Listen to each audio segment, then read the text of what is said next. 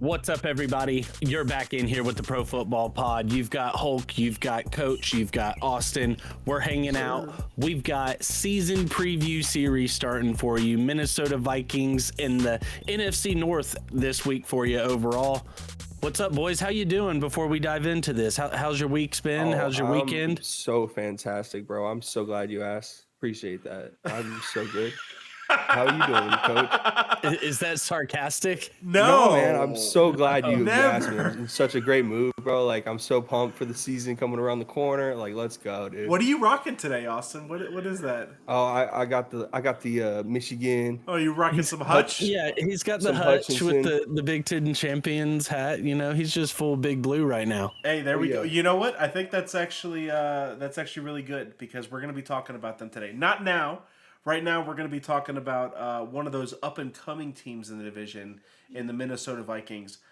I'm pumped about covering the Vikings. I feel like they could have gone a bunch of ways at 10 or 11 where they were picking. But getting JJ, getting their quarterback of the future, all the pieces that they already had, and adding Aaron Jones, having Ty, I think that they're very fantasy relevant. And I think that a lot of their players are being undervalued right now. So I'm pumped to talk about these guys. Hell yeah. I think they're a tough team in that division that people are sleeping on.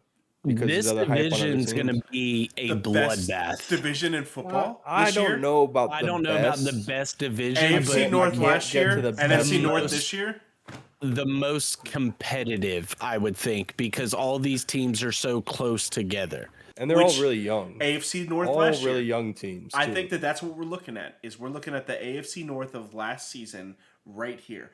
Every one of these teams has a quarterback on their roster. Now, two of them are rookie quarterbacks, which is freaking massive for the Lions and the Packers, that they don't have to deal with that. And Jared Goff they're not just rookie today. Quarterbacks. He got the bag. Yeah, he did. They're not just rookie quarterbacks, though. They're also like top 5 quarterbacks. Yeah, exactly. I mean, in their draft, in their draft class. Yeah. So let's just go ahead and dive into these players here. I mean, they were able to add Aaron Jones and Sam Darnold in the offseason. And, like you mentioned, they drafted J.J. McCarthy on the offensive side of the ball. Yeah. As far as their player ranks go for ADP, let me know if any of this stands out to you. You've got McCarthy as 29 overall quarterback at number 170 overall in the draft. So you're looking at the bottom of your draft there in a 10-team league. Last pick. Aaron Jones right now is going number 18 running back at number 59 overall. What? Like that one jumps out to you. Isn't that crazy, guys? The injury. It's the injury from last year, and he's 29 years old. So or 28. You don't expect a lot from him. Get him in the 5th or the early 6th, dude. That's value, bro. Especially I'm gonna get into it here as well. Jefferson, obviously number 3 wide receiver, number 4 overall. Probably would be higher. Addison, number 39 wide receiver, number 83 overall. That one's intriguing. Very. Because of the wide receiver 2, and he becomes a wide receiver 1 if Jefferson goes out, holds out, does anything to miss games. So Chris Godwin and Mike Evans, Tyreek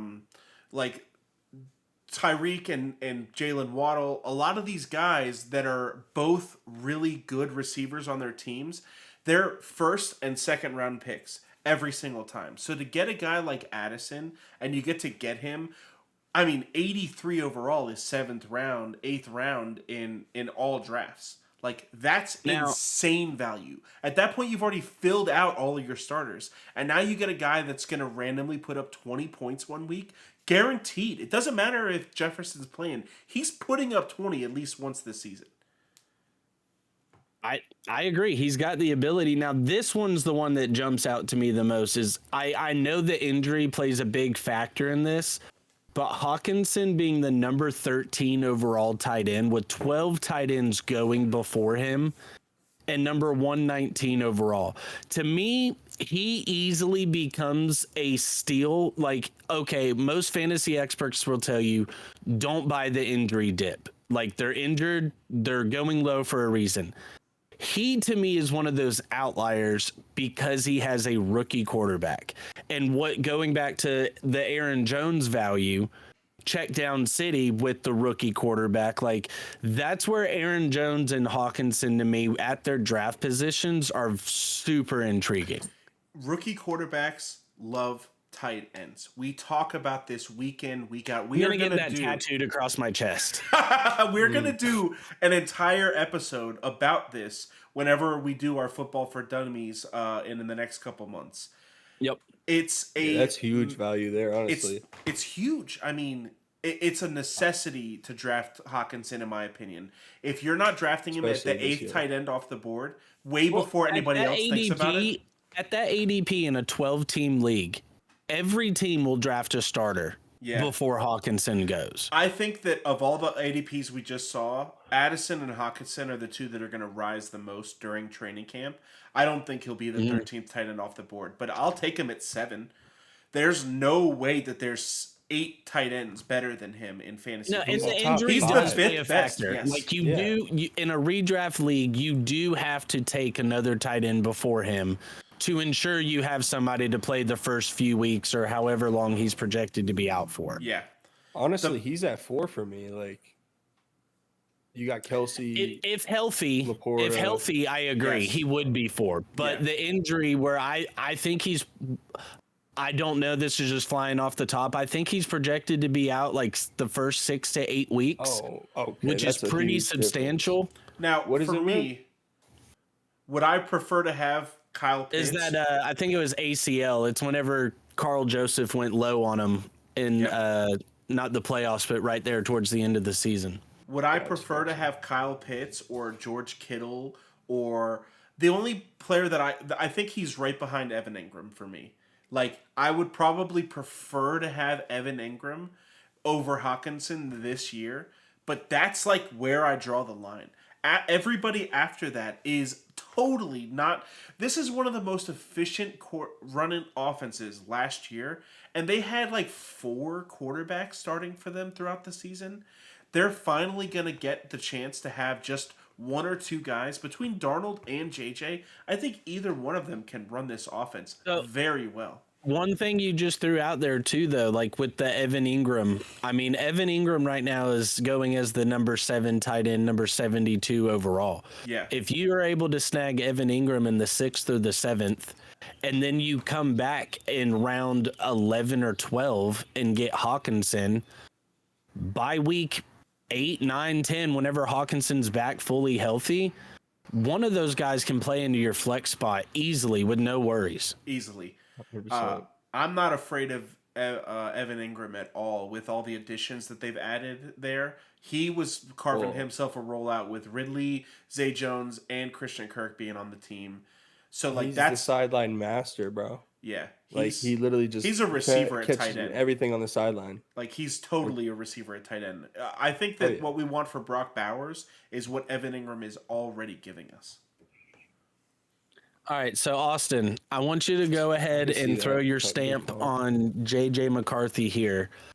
In his rookie season, if he gets the start week 1, what's a projected stat line for him as far as pass yards, completion percentage, touchdown, interceptions, all that for you? Yeah, you think he's over 4K? Like, what's the deal with JJ? If he gets what are we 17 games. 17, he starts week 1, and he's relatively healthy all season. Around 230 passing yards. 230? A game? Yeah. A game? You said week 1. No.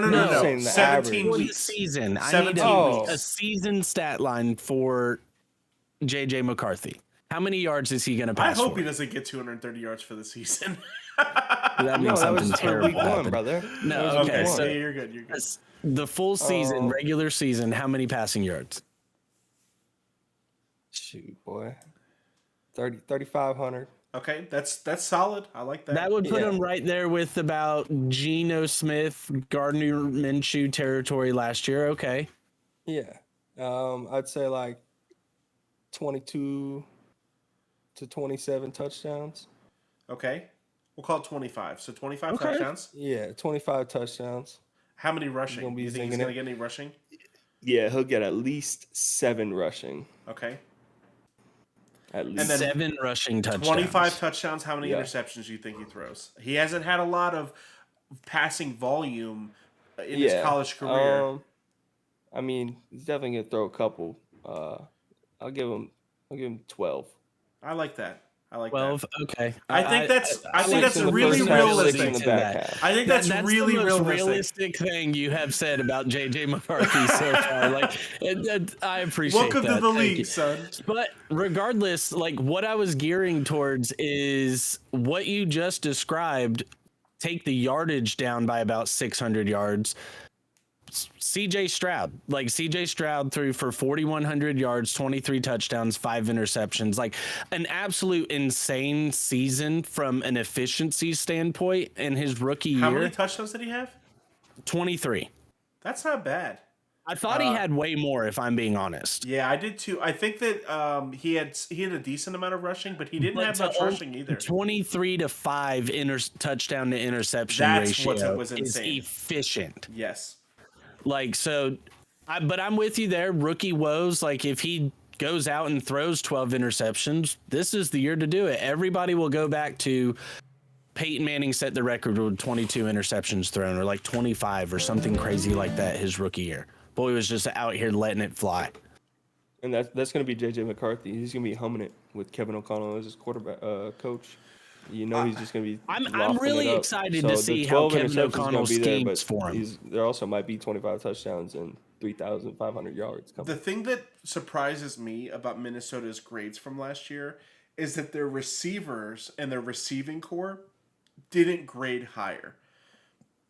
The most efficient receiving core in the NFC North last year was the Lions. Justin Jefferson was hurt for most of the season, so not most. He only missed like 6 games. He was still there for a lot. It was a good chunk of change. You're right. So like, it affected their overall status. Now I think that their run game definitely improves. Alexander Mattison proved last year more than anything that he's not a number one. Aaron Jones has been a number one since he was 23 years old. Now, and he's been doing it for 6 years. He's been putting that team on his back over there. And the injuries that Aaron Jones had last year is why you're getting him at running back 18. I absolutely love that value. I think above everybody else, like, yeah, Addison's going too late, but there's so many wide receivers and there's so many mouths to feed on that team that how many weeks is Addison going to be the top target? I don't know why Addison's going late if Jefferson's a top 4 pick in fantasy right now. That's why. That's why they expect Jefferson to get 15 targets a game. I mean, that's such a gap. I love Addison and what I saw out of him last year. Absolutely, absolutely. Yes, it's Justin Jefferson, but you got to think too. Like McCarthy doesn't have the rapport with Jefferson that Cousins did. No. Like obviously he's going to target him because he's one of the best wide receivers in the league. He's also going to do with what he's comfortable with and staying within the scheme as well. So I agree. Like obviously Jefferson's going to go high, but I think Addison will probably end up going higher. I think the only thing that's hurting Addison is that McCarthy's not known for being this like big arm. Like if they had Joe Milton, then everyone's like, "Oh yeah, Addison all fucking day." Over the top, just like let's get him, because that's when he got his most value in from weeks like 4 to like 12 last year. Is he was getting it over the top, big play machine, big plays. Yeah, that's not good for fantasy. JJ's a window quarterback. He'll put it right in the fucking window. He zips it right in there. So like Addison's someone who can get nice separation. I agree. So I think there's Addison, a lot of value there, and same with Jefferson. You know, Jefferson might be a little overdrafted for me in a redraft. I have him in my dynasty league, so obviously I'm going to start him every single week, no matter what. But in a redraft, there's a little bit of a question mark. Am I going to spend a number 4 overall pick whenever CeeDee Lamb's still there and he's got his guy, Tyreek's still there and he's got his guy, like Jefferson or Chase is still there, he's got his guy, like. I think I'm going to take all those guys over Justin Jefferson. I agree. 100% I agree on that because of everything you just said. They've got the rapport with their quarterbacks that they've been top 5 with the last couple years. You said Jamar Chase as well? I think I would. Yeah, I think he's right below Chase because got Burrow. He's got his talent. What about AJ Brown though? That's where we have to draw the line. He's got too much talent. Over Brown. Yeah, exactly. He's got too much talent. So you're putting him in the top. And 6. I don't trust Jalen Hurts as far as consistently being throwing a the guy ball. that can give all those targets just enough to eat with. Like, they're great in between the 20s, but we see time and time again when they get to the red zone, Jalen Hurts is going to vulture touchdowns. Yep. It's the hardest thing whenever you have a running quarterback like that. Like, honestly, Keon Coleman's career is going to be way different than what people expect because of Josh Allen. For the same reason. He might give them more of a red zone target Because he's so at Josh 6'3", doesn't 6'4". have to do that. Yeah. So at the end of the episode here, if you haven't already, go ahead and subscribe, hit that notification bell so that way you get our episodes in the future. On the defensive side of the ball, let's go ahead and shift on that side here. They were able to draft Dallas Turner, traded up for him, but I love the pick. Kyrie Jackson at corner for him in the 4th round. Love that pick. Took a defensive tackle in, the 7th round, Levi Drake Rodriguez. What are we looking at as far as like our expectations for the defense? Did the defense get better? Better is hard to say whenever they lost their best player. They signed Jonathan Greenard from Houston. They didn't do anything really. Yes, like I said, they got Kyrie Jackson, but I would have loved to see them take a corner over Dallas Turner, if I'm being honest. They lost at 17. They could have taken Terrion Arnold. Picks. Like, I like Dallas Turner. I like Byron Murphy a lot. I like the Dallas Turner pick, and I like Kyrie Jackson in the 4th. But for me, because of the weakness of their defense last year was their pass defense, I just would have liked to see more urgency for their corner position. They lost 18 sacks, 7 hits, and 55 hurries last year. I mean, that's hard. Like, Danielle Hunter leaving and going to Houston. I mean, that's they basically traded Greenard for Hunter. They got a younger guy, and I see what you're saying. You do have to. It's rough, man. I mean, that's the most important position on the defense in a lot of ways, because when 3rd down happens, if you give a guy like, I mean, we don't even need to say Mahomes. If you give a guy like Tua 4.5 seconds to make his decision, he's gonna drop a dime somewhere. Like, everybody in the league needs to be hurried to be able to get off their platform and all of those things. So and I think we know from experience that Brian Flores has faith in his ability to develop defensive backs. Absolutely. So for but me, it's not though, going to be I don't feel like their thing. defense necessarily got better. Yeah. Like, it did get younger, and it does set them up better for the future. But I don't necessarily feel like their defense got better. For me, I don't really think it might be a hot take. I think the Vikings finished last in the division. Wow. So you think the Bears, because the Bears, we'll talk get about them into later it on this our week. Bears episode. Little They teaser for you. across the board. The only I thing think the that Bears make the playoffs. The only thing that the Bears were better at than everyone else in the division last year was run efficiency. And that was with Roshan Johnson and Khalil Herbert and Justin Fields. Justin Fields had a lot to do with their running efficiency last year. Oh, yeah. Everything else, they're basically bottom of the barrel. I mean, pass rush, they're bottom of the barrel. Tackling, none of them were actually any good at tackling. They're the best, but they're still really shitty. Run blocking was really bad. Pass blocking was even worse. And I don't know how much of that they fixed. Yeah, they added a bunch of skill positions, but we all know what that looks like whenever it comes down to, like, true football. If you don't win the trenches, you lose the game. So I feel like Minnesota, I would put them below the Packers and the Lions, because the Packers and Lions are ready to go on a run. Like, this is their year to be contenders. I think that if Minnesota makes the playoffs, they make it as the last wild card spot. Right now, their over-under on wins is 7.5. I think that they can go over that. I think that they can get 8 wins. Yeah, I think that's a solid number. 8. I think they could hit 9. Last year, they had 344 points for and 362 against, which was the worst in the division. But last year, they did not have a quarterback. Josh Dobbs coming in was not a success story at all. It was for the first half a second that he played. But the longer he played and the more people cued on his running, the more mistakes he made.